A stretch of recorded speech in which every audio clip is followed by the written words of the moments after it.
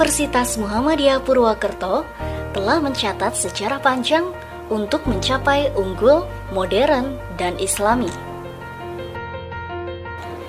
Berawal dari Institut Keguruan dan Ilmu Pendidikan IKIP Muhammadiyah Purwokerto, UMP hingga di usia saat ini makin mendunia.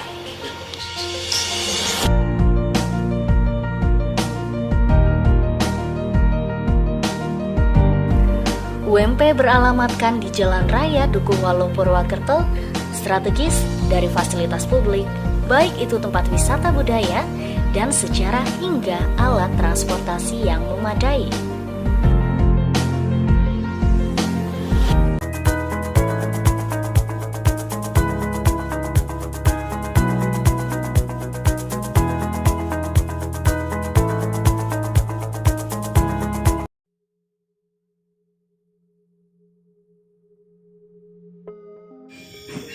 Assalamualaikum warahmatullahi wabarakatuh.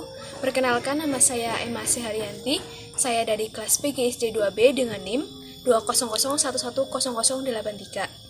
Saya akan mempresentasikan keterampilan bahasa Indonesia dengan judul Meningkatkan Keterampilan Berbahasa dengan Pembelajaran Menyimak. Pembelajaran bahasa Indonesia di sekolah dasar pada hakikatnya bertujuan agar siswa terampil menggunakan bahasa Indonesia untuk berbagai keperluan, terutama untuk berkomunikasi dan berinteraksi dengan orang lain. Dalam dunia pengajaran bahasa Indonesia di sekolah dasar, tidak terlepas dari kegiatan menyimak, karena menyimak menjadi suatu bagian dari dunia pengajaran, terlebih lagi bagi pelajaran bahasa Indonesia. Nah, apa sih yang dimaksud dengan kegiatan menyimak?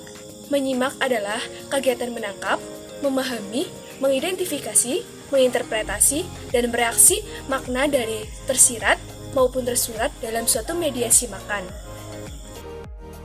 Salah satu faktor keberhasilan pembelajaran bahasa Indonesia di kelas adalah kemampuan siswa dalam proses menyimak yang diberikan oleh guru pada saat pembelajaran dilakukan. Setelah mengetahui betapa pentingnya kegiatan menyimak, segala sesuatu tentu tidak terlepas dari unsur-unsur. Unsur-unsur dalam kegiatan menyimak yaitu ada 4. Yang pertama, pembicara sebagai sumber pesan.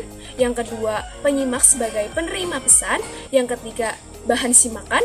Dan yang keempat, bahasa lisan sebagai media. Menyimak mempunyai beberapa tujuan, yaitu diantaranya yang pertama, mendapatkan fakta, yang kedua yaitu menganalisis fakta, yang ketiga yaitu mengevaluasi fakta, yang keempat mendapatkan inspirasi, yang kelima yaitu mendapatkan hiburan, dan yang terakhir yaitu yang keenam, memperbaiki keterampilan berbicara. Terdapat 2 jenis kegiatan menyimak, yaitu yang pertama ada menyimak intensif. Menyimak intensif adalah suatu kegiatan yang lebih diawasi dan dikontrol terhadap suatu hal tertentu. Menyimak intensif dibarengi dengan menyimak makna agar selain menyimak dengan sempurna, penyimak menjadi lebih memahami maknanya. Yang termasuk dalam menyimak intensif yaitu yang pertama ada menyimak sekunder, yang kedua yaitu ada menyimak sosial, yang ketiga yaitu ada menyimak apresiatif, dan yang keempat yaitu ada menyimak pasif. Sedangkan yang kedua yaitu ada menyimak ekstensif. Menyimak ekstensif adalah suatu kegiatan yang bersifat umum dan bersifat bebas, tetapi tidak harus dibimbing oleh seorang guru. Yang termasuk dalam kegiatan menyimak ekstensif yaitu ada yang pertama, menyimak kritis, yang kedua yaitu menyimak konsentratif, yang ketiga yaitu menyimak eksploratif, yang keempat yaitu menyimak kreatif, yang kelima yaitu menyimak integratif, dan yang terakhir yaitu menyimak selektif. Menyimak bukan hanya sekedar mendengarkan saja atau melihat, tetapi ada proses yang harus dilakukan. Dalam proses menyimak, terdapat 5 tahapan yang harus dilakukan oleh seorang penyimak yang baik, yaitu yang pertama, tahap mendengarkan, yang kedua, tahap memahami, yang ketiga, tahap menginterpretasi, yang keempat, tahap senilai, dan yang kelima, yaitu tahap memberikan respon atau menanggapi.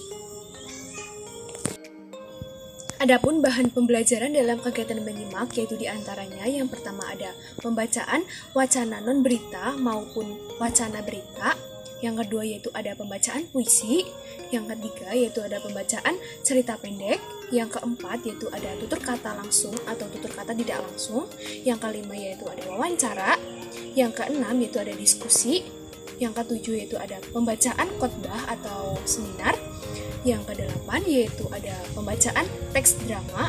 Yang kesembilan yaitu ada pembacaan teks penggalan novel. Yang ke-10 yaitu ada informasi lisan. Yang ke-11 yaitu ada informasi rekaman dari televisi maupun radio.